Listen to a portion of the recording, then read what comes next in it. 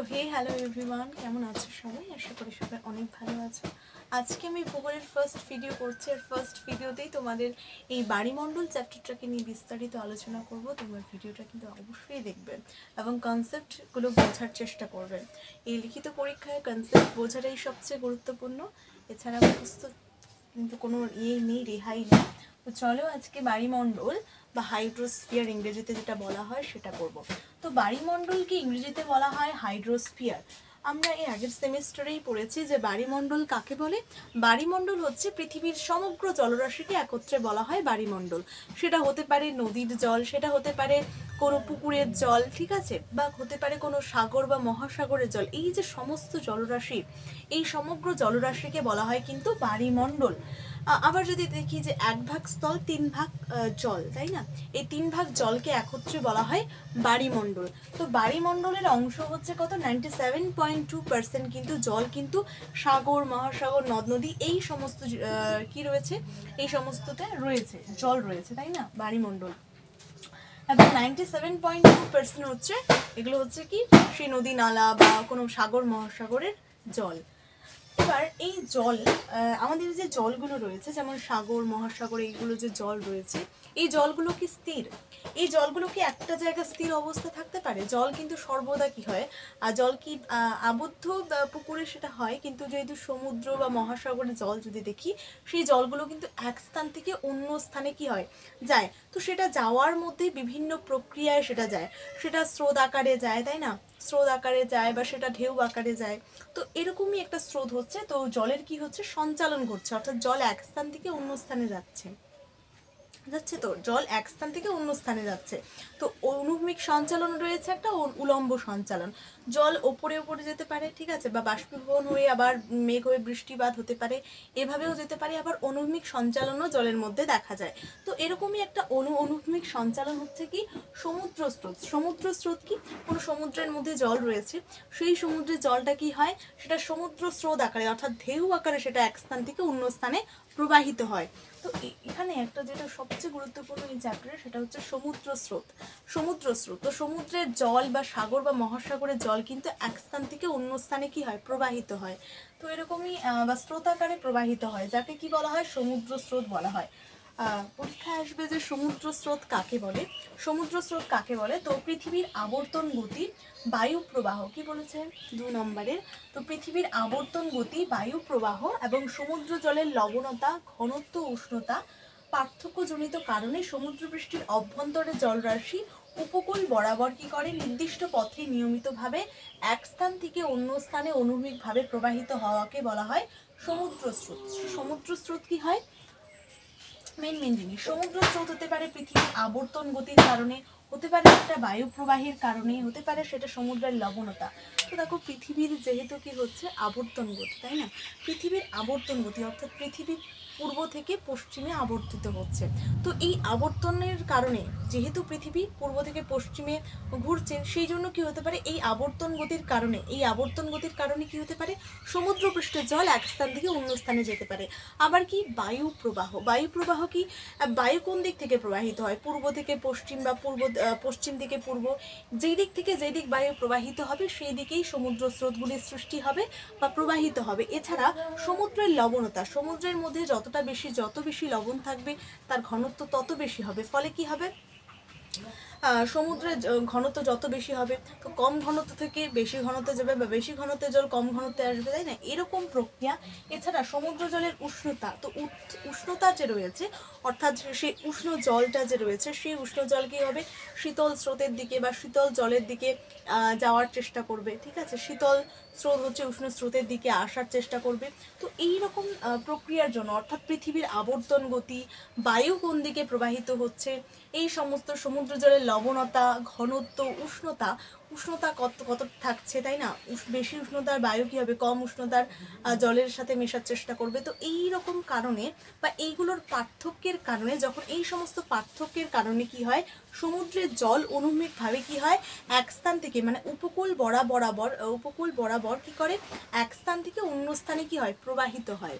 হ্যাঁ, সমুদ্রের জল আমরা কখনো স্থির দেখবো না, সেটা এক স্থান থেকে অন্য স্থানে অনুভূমিকভাবে কি হবে, সঞ্চালিত হবে।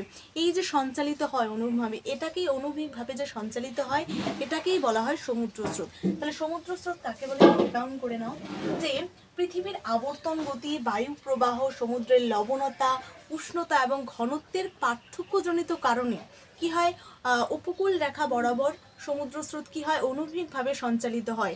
এই যে অনুভূমিকভাবে সঞ্চালিত হয় এই প্রক্রিয়াটাকেই বলা হয় সমুদ্র স্রোত। এবার সমুদ্র স্রোত বলা হয়। এবার সমুদ্র স্রোতের বৈশিষ্ট্য কি? সমুদ্র স্রোতের বৈশিষ্ট্য একটু ইম্পর্টেন্ট আছে, দেখে নেবে, বুঝিয়ে দিচ্ছি। তো সমুদ্র স্রোত হচ্ছে আমাদের যে সমুদ্র স্রোতগুলো রয়েছে না, ধরো এটা সমুদ্র, এবার এই সমুদ্র স্রোত কিন্তু পৃষ্ঠ প্রবাহ, এই পৃষ্ঠে অর্থাৎ উপপৃষ্ঠে যে জলটা রয়েছে সেটা 10%, উপপৃষ্ঠ প্রবাহ হচ্ছে 10% দেখা যায়, এবং অন্তঃপ্রবাহ হচ্ছে 90% কিন্তু অন্তঃপ্রবাহ, মানে 100%-এর মধ্যে 10% মাত্র হচ্ছে কি পৃষ্ঠ প্রবাহ, অর্থাৎ জল কি করে উপপৃষ্ঠের ওপর দিয়ে প্রবাহিত হয়, আবার 90% জল কিন্তু অভ্যন্তর অর্থাৎ সমুদ্রের অভ্যন্তর দিয়ে প্রবাহিত হয়। ঠিক আছে, এবার সমুদ্রের জল কিন্তু সর্বদা কি হয় না, মানে একটা নির্দিষ্ট পথে বা নির্দিষ্ট দিক ধরে প্রবাহিত হয় না। তাহলে সমুদ্র স্রোতের প্রকৃতিটা কি? তো সমুদ্র স্রোতের প্রকৃতির কথা বলতে কি আসে, যে সমুদ্র স্রোতের কিন্তু কি হয়, উপপৃষ্ঠীয় বরাবর 10% উপপৃষ্ঠীয় বরাবর বা পৃষ্ঠ প্রবাহ দেখা যায়, এবং 90% কিন্তু কি করা হয়, 90% সেটার অন্তঃপ্রবাহ দেখা যায়। এটা হচ্ছে সমুদ্র স্রোতের প্রকৃতি। এই প্রকৃতিতে তোমরা এই কথাটা লিখে দেবে। এরপর হচ্ছে নামকরণ। নামকরণ কি? এবার সমুদ্র স্রোত যে দ্বীপে, ধরো এখানে কোনো একটা দ্বীপ রয়েছে, সেই দ্বীপ বা কোনো উপকূল রেখা বরাবর, তো সমুদ্র স্রোত যে উপকূল বরাবর বা যে দ্বীপ বরাবর প্রবাহিত হয় তার সেই দ্বীপের নাম অনুসারে কি করা হয়, সমুদ্র স্রোতের নামকরণ করা হয়। ঠিক আছে, সমুদ্র স্রোতের নামকরণ করা হয়। অর্থাৎ সমুদ্র স্রোত কি হয়, যে দিক থেকে বা যে দ্বীপ বা যে দ্বীপের ওপর দিয়ে বা যে দ্বীপের আশেপাশে সে প্রবাহিত হয়, সেই দ্বীপের নাম অনুসারে তার কি করা হয়, তার নামকরণ করা হয়। যেমন এটা যদি বলা হয় যে এটা দ্বীপ হচ্ছে বা কোনো লাক্ষাদ্বীপ, তাহলে লাক্ষাদ্বীপ স্রোত হবে, বা এরকম কোনো দ্বীপ বরাবর যদি প্রবাহিত হয় সমুদ্র স্রোতগুলি, তো সেই সমুদ্র স্রোতের নাম অনুসারে সেই দ্বীপের নাম অনুসারে কি করা হয়, সমুদ্র স্রোতের নামকরণ করা হয়। নামকরণ হয়ে গেল। তাহলে প্রকৃতিটা কি, পৃষ্ঠপ্রবাহ, আর দ্বীপের অর্থাৎ যে দ্বীপকে কেন্দ্র করে স্রোত প্রবাহিত হয় সেই দ্বীপের নাম অনুসারে কি করা হয়, সমুদ্র স্রোতের নামকরণ করা হয়। যেমন যদি সেটা দক্ষিণ দিক দিয়ে প্রবাহিত হয় তাহলে সেটা দক্ষিণী স্রোত নামেও পরিচিত, উদাহরণ দিয়ে লিখবে। তারপর হচ্ছে উৎসের কারণ, উৎপত্তির কারণ। তো এই সমুদ্র স্রোতের উৎপত্তির কারণ হচ্ছে প্রধান হচ্ছে কি, নিয়ত বায়ু প্রবাহ। আমরা জানি নিয়ত বায়ু কি হয়, সারা বছর ধরে একটা নির্দিষ্ট পথ ধরে নির্দিষ্ট দিকে কিন্তু প্রবাহিত হতে থাকে নিয়ত বায়ু, তাই না? তো নিয়ত বায়ু কি হয়, সারা বছর একটা নির্দিষ্ট পথ ধরে নিয়মিতভাবে প্রবাহিত হওয়ার কারণে কি হয়, সমুদ্র স্রোতগুলি কিন্তু প্রবাহিত হয়। নিয়ত বায়ুর যে আরেকটা 3 ভাগ রয়েছে, পশ্চিমা বায়ু, আয়ন বায়ু এবং মেরু বায়ু। তো দেখো এখানে আয়ন বায়ু, এই আয়ন বায়ু কি করছে, যখন উত্তর পূর্ব দিক থেকে প্রবাহিত হচ্ছে আয়ন বায়ু, তো আয়ন বায়ু উত্তর পূর্ব দিক থেকে প্রবাহিত হচ্ছে, ফলে কি হচ্ছে, স্রোতগুলা পূর্ব দিক থেকে পশ্চিম দিকে প্রবাহিত হচ্ছে, স্রোতগুলি কি হচ্ছে, পূর্ব দিক থেকে পশ্চিম দিকে প্রবাহিত হচ্ছে।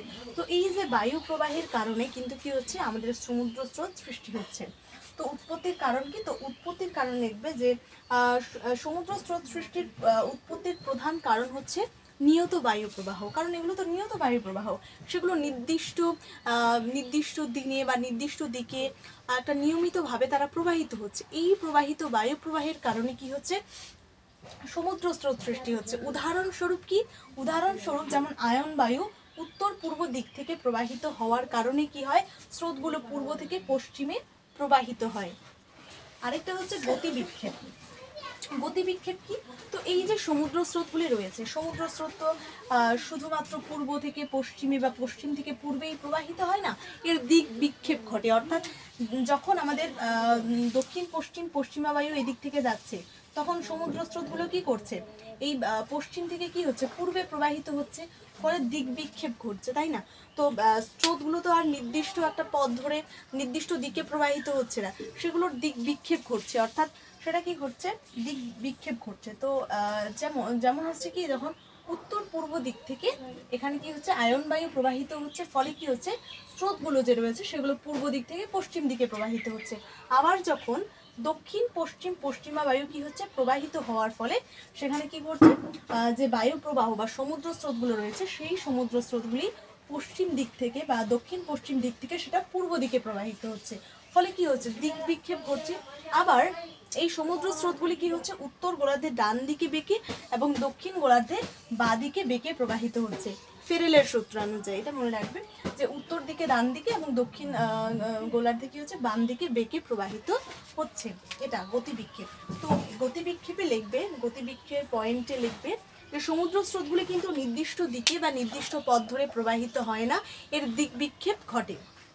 ঠিক আছে, যেমন হচ্ছে এটা উদাহরণস্বরূপ বলে দেবে যে আয়ন বায়ু আর এটা হচ্ছে পশ্চিমা বায়ু। যখন আয়ন বায়ু এবং পশ্চিমা বায়ু কি হয় পরস্পর দিকে প্রবাহিত হয়, ফলে কি প্রবাহিত হওয়ার কারণে দক্ষিণ পশ্চিমের যে সমুদ্র স্রোতগুলি সেটা পূর্ব দিকে প্রবাহিত হয় এবং উত্তর পূর্ব দিকের যে আয়ন বায়ুর প্রবাহে সমুদ্র স্রোতগুলি কি হয় পূর্ব দিক থেকে পশ্চিম দিকে প্রবাহিত হয়।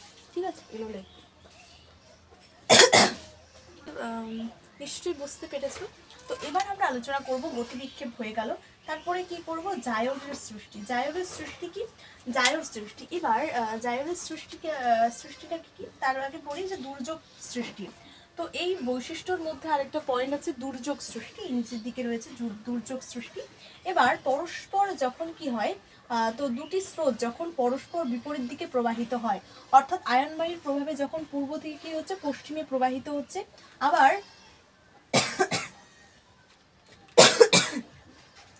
যখন দক্ষিণ পশ্চিম পশ্চিমা বায়ুর প্রভাবে কি হচ্ছে স্রোতগুলো যখন এদিকে প্রবাহিত হচ্ছে, ফলে পরস্পর দুটি বিপরীতধর্মী স্রোত যখন কি হচ্ছে প্রবাহিত হওয়ার ফলে যে নির্দিষ্ট স্থানে বা এই স্থানে ধরো মিলিত হলো, সেই স্থানে কি হচ্ছে একটা দুর্যোগপূর্ণ আবহাওয়ার সৃষ্টি করছে। যখন দক্ষিণ উত্তর পূর্ব আয়ন বায়ু যখন এদিক থেকে প্রবাহিত হচ্ছে, ফলে সমুদ্র স্রোতগুলো কি হচ্ছে এদিকে প্রবাহিত হচ্ছে, আবার দক্ষিণ পশ্চিম পশ্চিমা বায়ুর প্রভাবে সমুদ্র স্রোতগুলো এদিকে প্রবাহিত হচ্ছে, ফলে কি হচ্ছে পরস্পর দুটি বিপরীতধর্মী যখন কি হচ্ছে বায়ু যখন মিলিত হচ্ছে, ফলে এই স্থানে কি হচ্ছে একটা দুর্যোগপূর্ণ আবহাওয়ার সৃষ্টি করছে। ধরো সেখানে ঝড় বৃষ্টি হতে পারে, সেখানে ঘূর্ণপাত সৃষ্টি হতে পারে। তো এই সমস্ত দুর্যোগপূর্ণ আবহাওয়ার সৃষ্টি করে, এটা হচ্ছে একটা সমুদ্র স্রোতের বৈশিষ্ট্য। আবার হচ্ছে প্রবাহের অভিমুখ। তো এই আবার এখানে বলা হয়েছে প্রবাহের অভিমুখী। তো প্রবাহের অভিমুখীর পয়েন্টে এখানে বলবে লিখবে যে প্রবাহের অভিমুখী। তো সমুদ্র স্রোতগুলি কিন্তু একটা নির্দিষ্ট দিক থেকে একটা নির্দিষ্ট দিকে প্রবাহিত হয়, কিন্তু এই যে নিয়মিত বায়ু বা নির্দিষ্ট বা নিয়ত বায়ু প্রবাহে বা নিয়ত বায়ু যখন প্রবাহিত হয় তখনই তাদের কি হয় দিক বিক্ষেপ ঘটে। অর্থাৎ সমুদ্র স্রোতগুলি কিন্তু একটা নির্দিষ্ট দিক থেকে নির্দিষ্ট দিকে প্রবাহিত হয়, কিন্তু মৌসুমী বায়ু যখন ঋতু পরিবর্তন করে সেই ঋতু পরিবর্তনের সাথে সাথে কি হয় সমুদ্র স্রোতের দিক বিক্ষেপ ঘটে। এটা লিখবেন প্রবাহের অভিমুখ। এবার হচ্ছে জায়োর সৃষ্টি। জায়োর সৃষ্টি কি? ধরো আমরা হচ্ছে ভারতবর্ষ হচ্ছে ক্রান্তীয় মৌসুমী জলবায়ু দেশ। এবার এই ক্রান্তীয় অঞ্চলে যখন কি হচ্ছে সমুদ্র আমাদের স্রোত সৃষ্টি হচ্ছে, পরে এখানে এই জায়গাটা তো উষ্ণ 0 ডিগ্রি মানে নাতিশীতোষ্ণ এখানে নিরক্ষরেখা, এই নিরক্ষরেখার উষ্ণতা সবসময় বেশি থাকে। এবার এই যে উষ্ণতা বেশি থাকার কারণে কি হবে উষ্ণ বায়ু আর এদিক থেকে মেরু অঞ্চল, এই মেরু অঞ্চল থেকে শীতল স্রোত যখন প্রবাহিত হওয়ার ফলে কি হচ্ছে যখন প্রবাহিত হওয়ার ফলে কি হচ্ছে যখন ওই মেরু বায়ু থেকে যখন শীতল স্রোত আর এই যে নিরক্ষীয় অঞ্চল থেকে যে উষ্ণ স্রোত সেটা দুই দিকে প্রবাহিত হওয়ার কারণে কি হচ্ছে যেহেতু ওটা শীতল স্রোত আর এটা যেহেতু উষ্ণ স্রোত, এই শীতল এবং উষ্ণ স্রোত কি হচ্ছে পরস্পরের সাথে না মিশে গিয়ে তারা কি করছে চক্রাকারে আবর্তিত হতে শুরু করছে। এই অঞ্চলের চক্রাকারে আবর্তিত হতে শুরু করছে, ফলে কি করছে এই যে চক্রাকারের আবর্তন এটাকেই বলা হয় জায়োর। কি বলা হয়? জায়োর সৃষ্টি। তো সমুদ্র স্রোত কি করে? জায়োর সৃষ্টি করে। এবার যখন কি করে সেই মেরু অঞ্চল থেকে যখন সমুদ্র স্রোত শীতল সমুদ্র স্রোত আসে, আবার যখন এই নাতিশীতোষ্ণ অঞ্চল থেকে যখন একটা সমুদ্র স্রোত আসে, সেই দুটো সমুদ্র স্রোত কি করে পরস্পর মিশে না গিয়ে তারা পরস্পর ঘুরতে বা চক্রাকারে ঘুরতে শুরু করে। এই চক্রাকারে যে ঘুরে এখানে কি হয় জায়োর সৃষ্টি হয়, এটাকেই বলা হচ্ছে জায়োর। তো জায়োর সৃষ্টি। লিখে দেবে। তো সমুদ্র স্রোত কাকে বলে পড়লাম, নিশ্চয়ই বুঝে গেছো যে এই পৃথিবীর আবর্তন গতি, বায়ু প্রবাহ, সমুদ্রের লবণতা, উষ্ণতা, এই সমস্ত পার্থক্যজনিত কারণে উপকূল বরাবর, সেই উপকূল বরাবর যখন কি হয় সমুদ্রের জল কি হচ্ছে এক স্থান থেকে অন্য স্থানে অনুভূমিকভাবে কি হচ্ছে নিচ দিয়ে অনুভূমিকভাবে প্রবাহিত হচ্ছে, এটাকেই সমুদ্র স্রোত বলে। আবার সমুদ্র স্রোতের বৈশিষ্ট্যগুলি কি কি এগুলো লিখবে, প্রকৃতি, নামকরণ, উৎপত্তির কারণ ব্যাখ্যা দিয়ে দিয়েছি, বলে দিয়েছি, সেই পয়েন্টগুলো লিখবে। গতিবিক্ষেপ, জায়র সৃষ্টি, প্রবাহের অভিমুখ, দুর্যোগপূর্ণ সৃষ্টি। যদি আসে সমুদ্র স্রোত কাকে বলে, সমুদ্র স্রোতের বৈশিষ্ট্যগুলি আলোচনা করো, তাহলে এই সমস্ত লিখে দেবে। নিশ্চয়ই বুঝতে পেরেছো। এরপরে